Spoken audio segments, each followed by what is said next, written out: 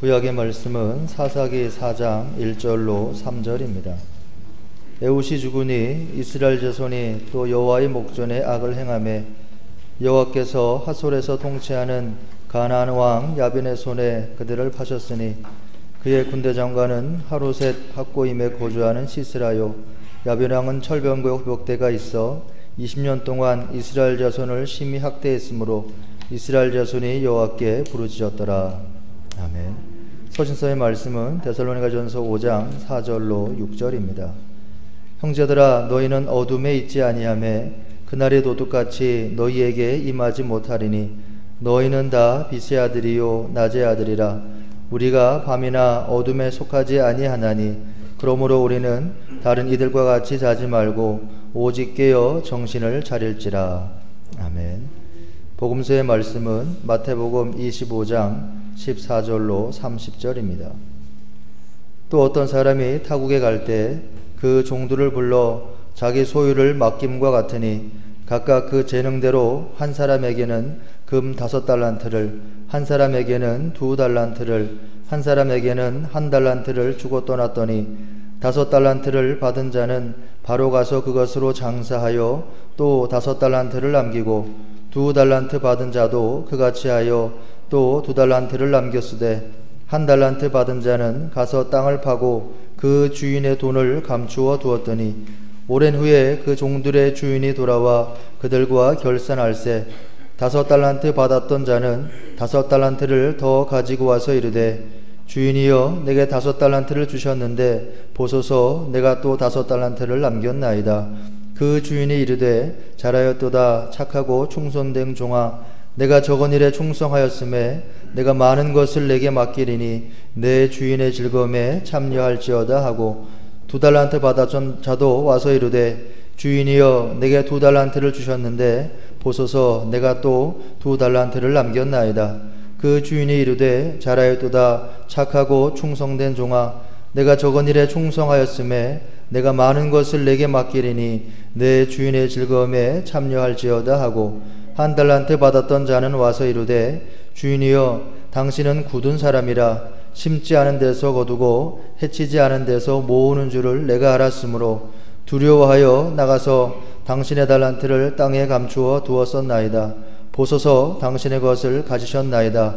그 주인이 대답하여 이르되 악하고 게으른 종아, 나는 심지 않은 데서 거두고 해치지 않은 데서 모으는 줄로 내가 알았느냐. 그러면 내가 마땅히 내 돈을 추일하는 자들에게나 맡겼다가 내게 돌아와서 내 원금과 이자를 받게 하였을 것이니라 하고 그에게서 그 1달란트를 빼앗아 10달란트 가진 자에게 주라.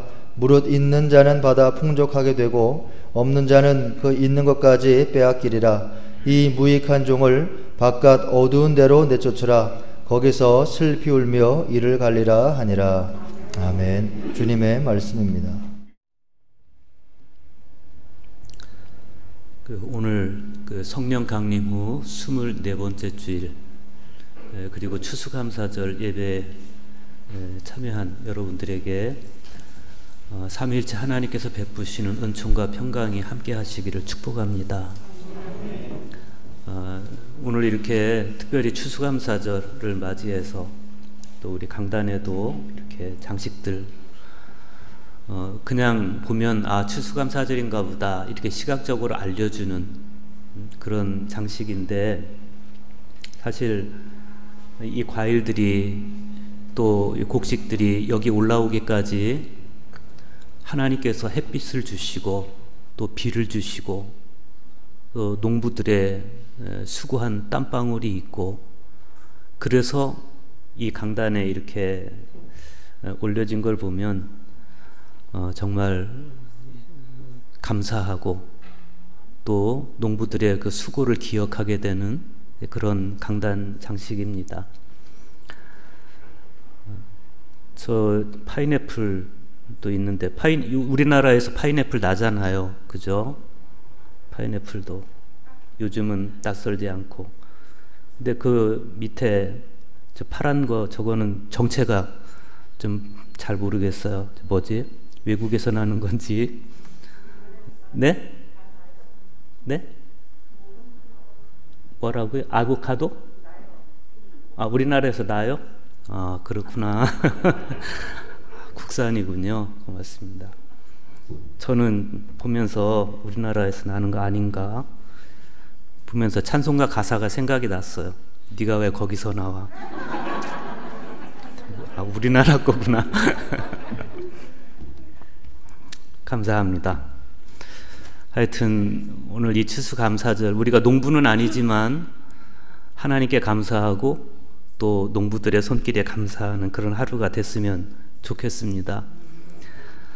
서양의 노자라고 일컬어지는 헨리 데이빗 소로우가 1848년 3월 27일에 신학자인 해리슨 블레이크에게 보낸 편지가 있습니다. 그 편지가 이제 구도자의 편지라는 제목의 책으로 묶여서 나왔는데, 거기 아주 인상적인 말이 있습니다. 나는 겉으로 드러나는 삶과 내면의 삶이 일치한다고 믿습니다.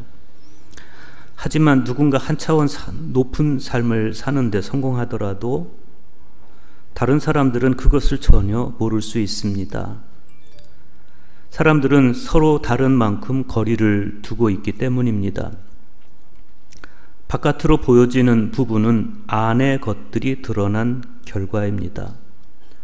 습관은 사람을 감추는 것이 아니라 오히려 그가 어떤 사람인가를 드러나게 합니다.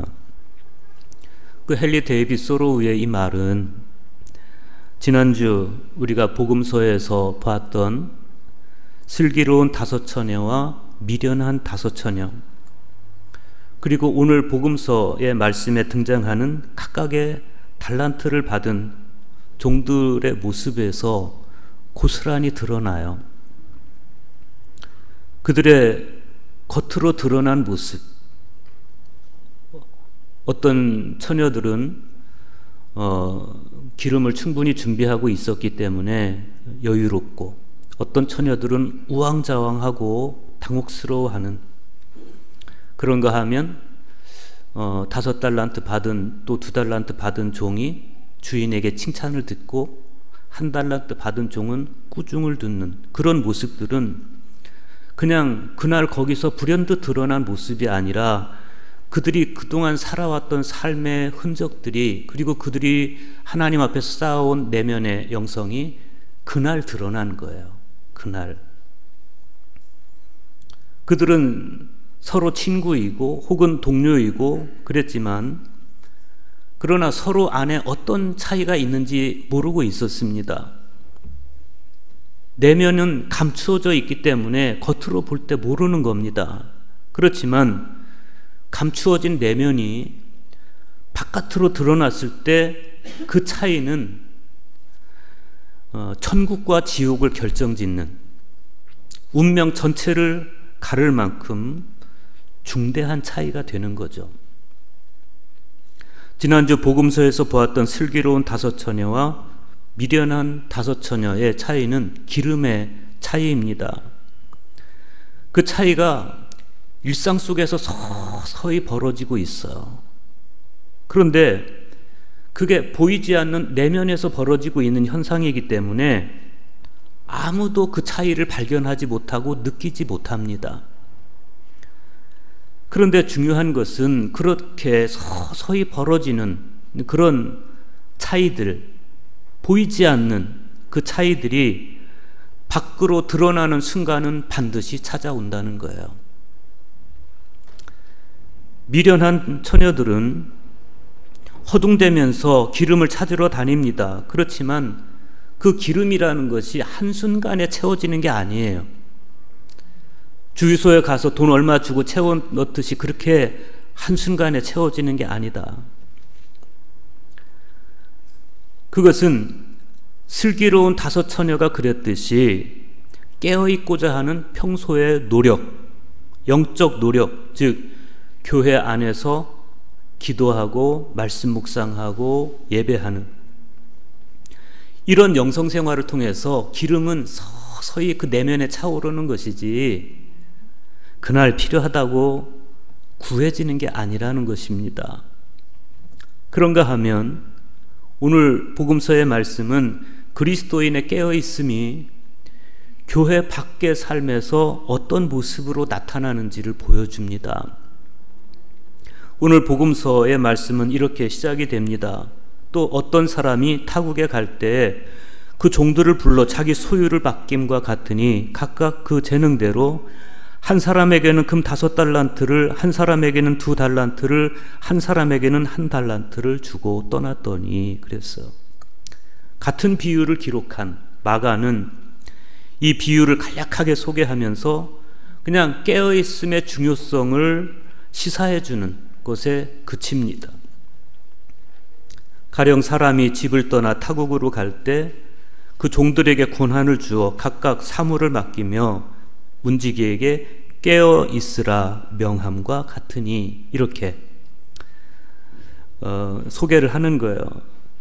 그런데 마태는 오늘 비유에서 깨어 있음을 강조하면서도 이 깨어 있음의 기준을 어디서 찾습니까? 일상에서 일을 대하는 태도에서 찾고 있어요. 그러니까 우리가 지난주에 봤던 열처녀의 비유가 교회 안에서의 영성생활에서 나타나는 깨어있음을 이야기한다면 오늘 말씀에서 각각의 달란트를 대하는 종들의 모습은 교회 밖에서 사회인으로서 살아가는 그리스도인의 모습을 보여준다는 거예요. 그래서 마태를 통해서 이 비유를 읽는 독자들은 자기 내면의 깨어있음의 증거로서 일상에서의 자기 삶의 자세를 돌아보게 됩니다. 어떤 사람이 타국에 가게 됐습니다. 이 사람은 여행을 떠나기 전에 자기 재산을 현금화해서 오랫동안 함께 지내던 종들에게 맡겨요. 주인이 이렇게 종들에게 자기 재산을 맡길 수 있는 건 종들을 신뢰하기 때문에 가능한 겁니다. 그러니 주인이 자기들을 신뢰해서 그렇게 큰 재산을 맡길 때 그러면 종들도 똑같이 마음을 열어서 주인의 신뢰에 부응해야 되는 겁니다. 주인이 그 종들에게 맡긴 돈은요, 적은 돈이 아니에요. 주인은 종들의 재능에 따라서 각각 5달란트, 2달란트, 1달란트를 맡겼는데 1달란트가 6천 데나리온에 해당하고 이 6천 데나리온이면 당시 노동자의 20년 수입에 버금가는 겁니다. 그러니 20년 동안 모은 수입이면 적은 돈이 아니죠. 큰 금액입니다. 그러니까 주인이 정말 거액을 그들에게 맡긴 거예요. 같은 비유를 기록한 누가복음에 보면 주인은 종들에게 명확하게 지시를 내립니다. 내가 돌아올 때까지 장사하라. 그런데 마태복음에는 그런 지시가 없어요. 그냥 주고 떠났더니 이렇게만 기록이 돼 있어요. 그러면 종들의 입장에서는 생각해 봐야 되는 겁니다. 주인이 나에게 이걸 왜 맡겼을까? 어떻게 이 달란트를 사용하면 우리 주인이 좋아할까 생각했어야 되는 거죠. 주인은 그 맡김과 떠남 사이에 어떤 미련도 당부도 없이 그냥 떠났습니다. 우리는 여기서 복음서 저자들 간에도 존재하는 이런 각자의 시선의 차이들을 볼 수가 있습니다. 마가는 주인이 종들에게 권한을 주고 사물을 맡기고 떠났다 이렇게 증언하고, 누가는 주인이 종들에게 내가 돌아올 때까지 장사하라 이러면서 아주 업무에 대한 명확한 지시를 내리고 떠났다라고 이야기를 하고 있어요. 그런가 하면 마태는 그냥 종들에게 맡기고 호련히 떠난 주인의 모습을 그리고 있습니다.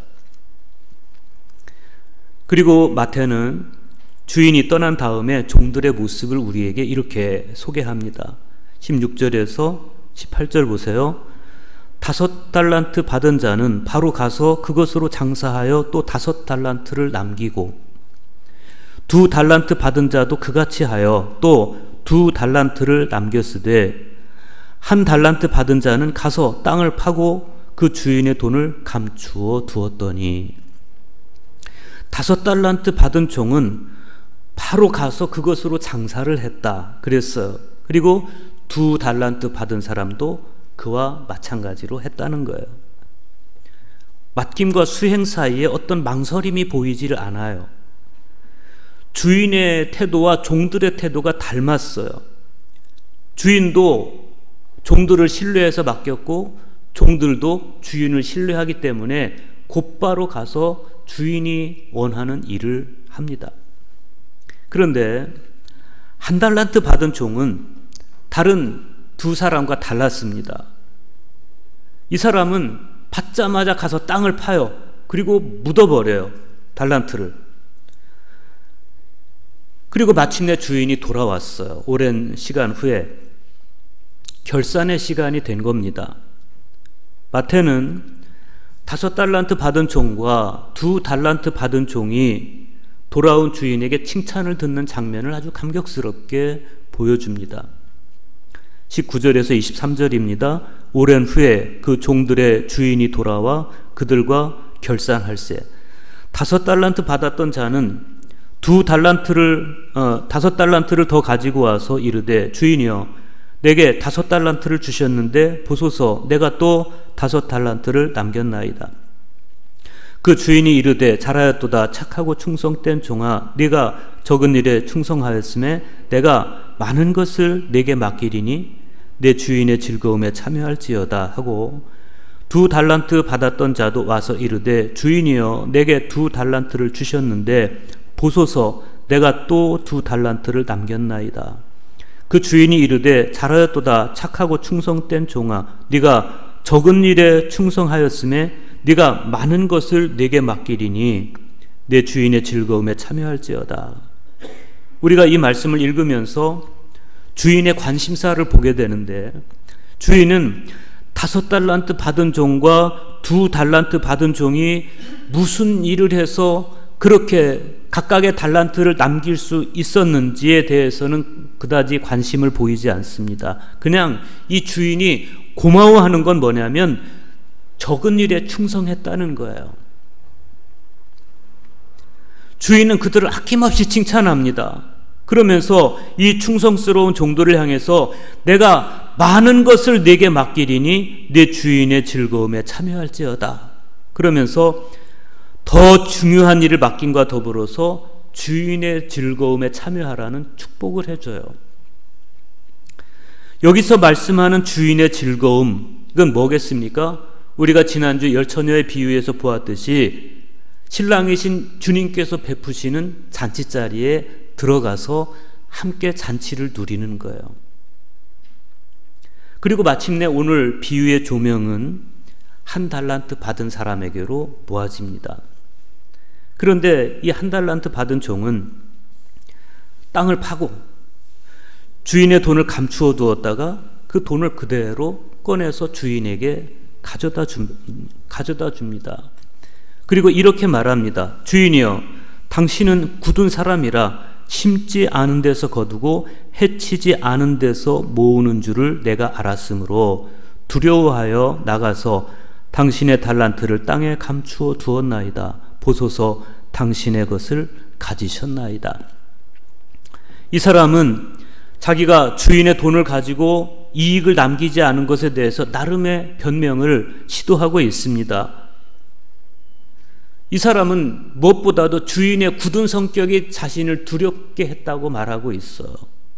원문에서 당신은 굳은 사람이라 이 표현, 이 굳은 사람이라는 어원은 당신은 박정하고 포악하고 거칠은 사람입니다. 이런 뜻입니다.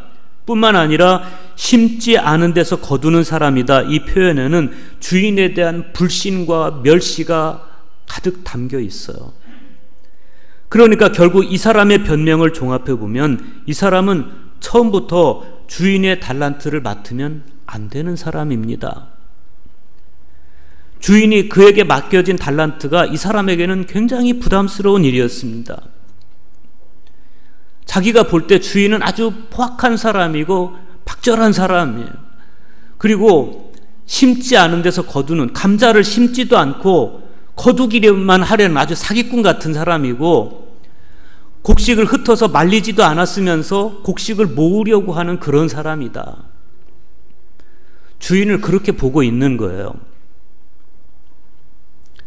그런 주인이 만약에 내가 주인의 것을 가지고 뭘 하려다가 잃어버리거나 낭비하면 저 주인은 나에게 가혹하게 보복할 것이다. 그렇게 예단을 하고 스스로 위축되는 겁니다. 그렇지만 우리 주인은 굳은 사람이다. 우리 주인은 심지 않은 데서 거두는 사람이다. 이건 주인의 어떤 실제 모습에 근거한 것이 아니라 그건 주인에 대한 예단이고 편견인 거예요. 그릇된 편견은 그릇된 관계를 만들어냅니다.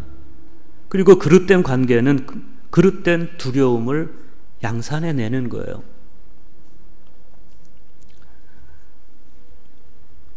요한일서 4장 18절에 보면 사도 요한이 이런 말씀을 합니다. 사랑 안에 두려움이 없고 온전한 사랑이 두려움을 내쫓나니 두려움에는 형벌이 있음이라. 두려워하는 자는 사랑 안에서 온전히 이루지 못하였느니라. 그러니까 사람들을 사랑의 대상으로 보지 못하고 경쟁의 대상으로 보고 그러면 사람에 대해서 방어하게 되고 사람을 두려워하게 되고 그렇습니다. 그러면 사랑할 수가 없게 된다는 거예요. 사도 요한의 말씀에 의하면 한 달란트 받은 사람은 주인을 사랑하지 않았어요. 주인을 두려워했어요. 저 사람은 박절하고 포악한 사람, 굳은 사람, 심지 않은 데서 거두는 사람, 해치지 않은 데서 모으는 사람, 이게 주인에 대한 종의 속마음이에요. 그러니 그런 마음을 가지고 있으니 한 달란트를 나에게 맡길 때 그걸 사랑으로 받아들여서 그걸 가지고 남기려는 자세가 아니라 어떻게 해서든지 나는 주인에게 버림받지 말아야 돼. 그냥 감춰놨다가 도로 갖다 주면 돼. 이렇게 생각을 한 거예요. 그렇게 생각한 이 사람의 이면에는 열등감도 있어요. 이 사람은 자기에게 주어진 한 달란트를 다른 사람이 받은 5달란트 혹은 2달란트와 비교해요. 그러면서 상대적인 열등감으로 빠져들어갑니다. 그런데 생각해 보십시오. 굳이 열등감을 갖자면 2달란트 받은 사람도 마찬가지인 거예요. 아니 저 사람은 5달란트가 주는데 왜 나한테 2달란트만 주지? 이렇게 생각할 수 있어요.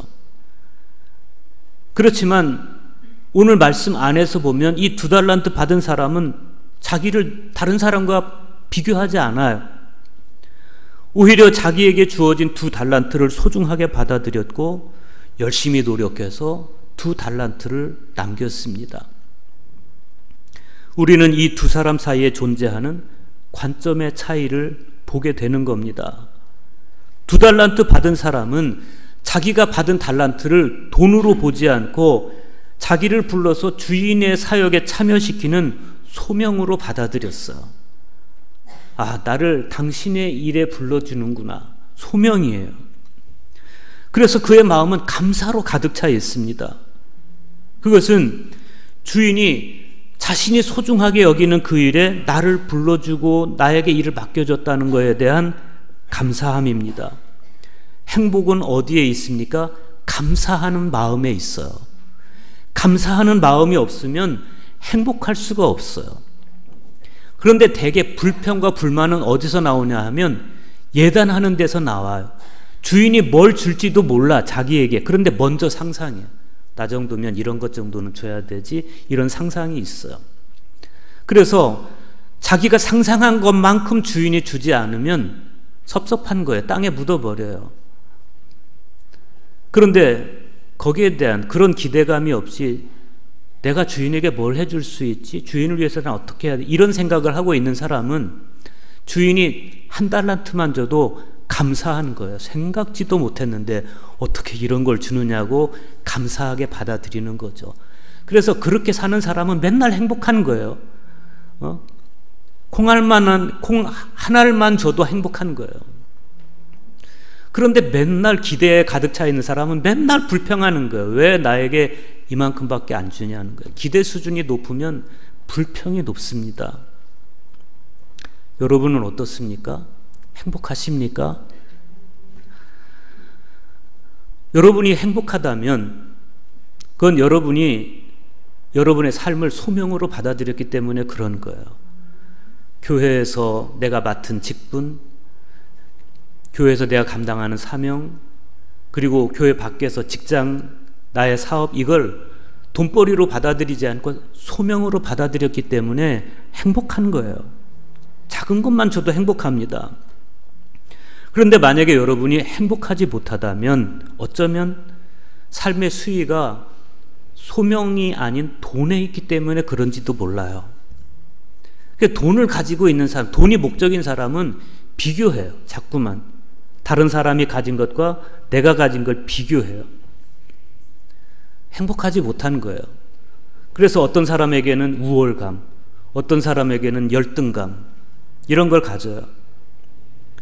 2달란트 받은 종의 삶에 있어서 중요한 건 소명이었습니다. 그랬기 때문에 이 사람은 남의 것과 비교하지 않고 이 소명을 감당하면서 부름받은 행복으로 가득 차 있습니다.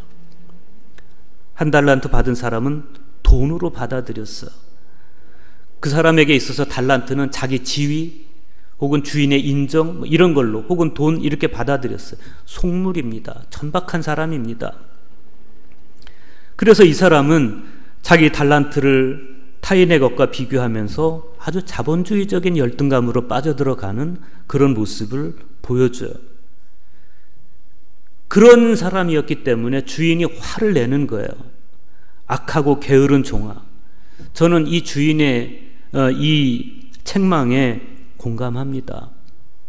아, 나는 이런 책망 받지는 말아야지, 최소한. 그런 생각은 들어요. 주인은 이 종이 가지고 있던 1달란트를 빼앗아서 5달란트 가졌던 종에게 줍니다. 주인의 결론은 이렇습니다. 무릇 있는 자는 받아 풍족하게 되고 없는 자는 그 있는 것까지 빼앗기리라. 여기서 있는 자와 없는 자의 차이는 돈이 아니에요. 믿음의 차이이고 깨달음의 차이입니다. 깨어있음의 차이입니다. 우리가 지난주에 본 미련한 5 처녀나 오늘 복음서가 보여주는 1달란트 받은 사람이나 공통점이 있어. 그건 뭐냐면 소명감을 상실하고 있다는 겁니다. 미련한 처녀들이 소명감을 상실하고 잠들어 버렸듯이 1달란트 받은 종도 소명감을 상실하고 주인의 것을 땅에 묻어버려요. 똑같이 게으른 거예요. 어쩌면 주인은 오지 않을 수도 있어, 이렇게 생각한지도 모르겠어요. 19절에 보면 오랜 후에 그 종들의 주인이 돌아와 이랬어요. 오랜 후에, 그러니까 오랫동안 오지 않으니까 우리 주인은 이제 안 올지도 몰라, 혹은 이제 안 왔으면 좋겠어, 이런 마음이 있는 거죠. 그러나 성경은 분명하게 말씀합니다. 오랜 후에 그 종들의 주인이 돌아와 그들과 결산할세. 주님의 다시 오심은 더뎌지고 있을 뿐 안 오시는 것은 아니라는 겁니다. 오늘 구약의 말씀에서 우리는 신앙의 긴박감을 상실해버린 사람들이 벌인 사사시대에 일어난 참상을 목격하게 됩니다. 사사기 4장 1절에서 3절 보세요. 에훗이 죽으니 이스라엘 자손이 또 여호와의 목전에 악을 행하매 여호와께서 하솔에서 통치하는 가나안 왕 야빈의 손에 그들을 파셨으니 그의 군대 장관은 하루셋 학고임에 거주하는 시스라요, 야빈 왕은 철병거 900대가 있어 20년 동안 이스라엘 자손을 심히 학대했으므로 이스라엘 자손이 여호와께 부르짖었더라. 이 말씀의 원문을 번역하면 또 이스라엘 백성들이 여호와의 눈앞에서 그 악 행하기를 반복하였다. 그리고 에훗이 죽었다. 예요. 이 어순대로라면 이스라엘 자손들은 영적 지도자인 에훗이 살아있을 때부터 이미 우상 숭배에 빠져들어 있다가 에훗이 죽은 이후에 더욱더 그 악을 계속했다, 이런 뜻입니다. 그들은 눈에 보이지 않는 여호와보다 눈에 보이는 이방 신에게 더 매력을 느꼈습니다. 그래서 우상 숭배를 더 하는데 하나님은 그런 그들에게 진노하셔서 당시에 철병거 900대를 가지고 있던 야빈에게 이들을 맡겨서 20년 동안 학대를 당하게 해요. 심판하시는 겁니다. 그들은 고통 속에서 여호와께 부르짖습니다. 그런데 이건 회개의 부르짖음이 아니라 불평의 부르짖음이에요. 자신들에게 임한 학대의 이유를 자신들이 저질러온 그 악행에서 찾지 않고 힘이 없고 무기가 없어서 우리는 학대를 당하는 거야, 이렇게 판단해버리고 마는 거예요. 뿐만 아니라 그들은 자신들이 야빈에게 받는 압제를 하나님께서 20년씩이나 방치하셨다면서 여전히 불평합니다. 그들은 도무지 그 영혼의 어두움에서 나올 마음이 없는 겁니다. 영적으로 어두워지면 사람의 심판을 당해도 그게 심판인 줄 몰라요. 그렇기 때문에 일상에서의 삶도 게으름으로 일관하고 핑계로 일관하는 겁니다. 그런데 깨어있는 사람은 다릅니다. 이 사람은 영적 생활에서 부단히 하나님의 뜻을 찾을 뿐만 아니라 일상생활에서도 부름받은 소명을 다하면서 행복해하는 겁니다. 오늘 서신서의 말씀에서 사도 바울은 주의 날이 밤에 도둑같이 이를 것이다, 이렇게 경고하면서 성도들이 자지 말고 오직 깨어 있어야 하는 이유를 이렇게 설명합니다. 너희는 다 빛의 아들이요 낮의 아들이라. 우리가 밤이나 어둠에 속하지 아니하나니. 그랬어요. 오늘 이 성경에서 빛이라고 하는 단어는 하나님과 예수 그리스도를 상징하는 표현입니다. 그래서 너희가 빛의 아들이다, 이런 표현은 단순히 밝음 속에서 살아라 이런 게 아니라 너희는 이미 존재적으로 빛의 아들이라는 거예요. 너희는 존재 자체가 낮의 아들이기 때문에 밤에 속할 수가 없다는 거예요. 사람은 자기가 누군지 인식하는 대로 사는 거예요. 양아치는요, 양아치처럼 살아요. 하는 말도 양아치고 행동도 양아치예요. 그런데 저희가 자기가 빛의 아들이라고 생각하면 빛의 아들답게 사는 거예요. 나를 어떻게 인식하느냐가 중요한 겁니다. 그런데 바울은 우리를 향해서 너희는 빛의 아들이라고, 너희는 낮의 아들이라고, 그래서 우리는 밤에 어둠에 속할 수 없는 것이라고 이야기를 하는 겁니다. 오늘 응성인 시편에서 하늘에 계시는 주를 바라보는 시인의 시선을 우리가 보는데 기가 막혀요. 상전의 손을 바라보는 종들의 눈같이, 여주인의 손을 바라보는 여종의 눈같이 우리의 눈이 여호와 우리 하나님을 바라보며 우리에게 은혜 베풀어 주시기를 기다리나이다. 이 사람은 자기가 하나님의 아들임을 아는 거예요. 그래서 하나님을 바라보는데 상전의 손을 바라보는 종들의 눈처럼, 여주인의 손을 바라보는 여종의 눈처럼 그렇게 나는 하나님을 바라봅니다. 깨어있는 시선으로 순일하게 하나님을 바라보며 내면을 하나님의 은혜로 채워가는, 내면을 하나님의 기름으로 채워가는 그리스도인은 얼마나 아름다운 존재입니까? 내게 주신 달란트를 헤아리며 일상 속에서 하나님의 의미 있는 소명을 보아내는 그런 그리스도인은 얼마나 아름다운 존재입니까? 어둠 속에서 세상을 바라보면 온통 불평 불만할 것 천지인데 내가 빛의 자녀로서 깨어있는 까닭에, 빛의 자녀로서 항상 나는 밝음 속에 있는 까닭에 끊임없이 나의 영혼은 감사로 채워지고 하루하루가 감사뿐인 그리스도인은 얼마나 행복한 존재입니까? 삶의 종말을 묵상하는 이 계절에 우리의 시선을 들어서 하나님을 바라보며